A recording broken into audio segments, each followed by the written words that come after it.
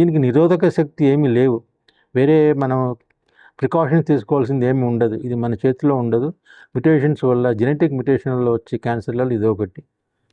So sarcoma అనేది కొద్దిగా భయంకరమైన డిసీజ్ అయినప్పటికీ కూడా తొలి దశలో కనుక్కొని మంచి ఎఫెక్టివ్ ట్రీట్మెంట్ ఇస్తే రిజల్ట్స్ బాగుంటాయి. దో 5 years survival, 10 years survive rate చాలా తక్కువగా ఉన్నా కానీ వేరే సార్కోమాస్లో యావరేజ్ అబౌట్ 38% అనుకోవచ్చు.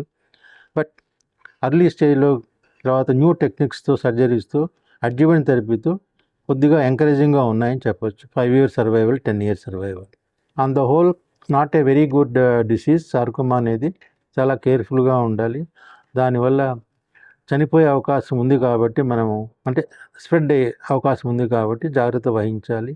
అవసరం ఉంటే పెట్ స్కాన్ తీసుకొని ఒకసారి డయాగ్నోజ్ అయితే స్టేజింగ్ చేసుకున్న తర్వాత ట్రీట్మెంట్ తీసుకోవాలి. మెయిన్గా సర్జరీ దీనికి ట్రీట్మెంట్.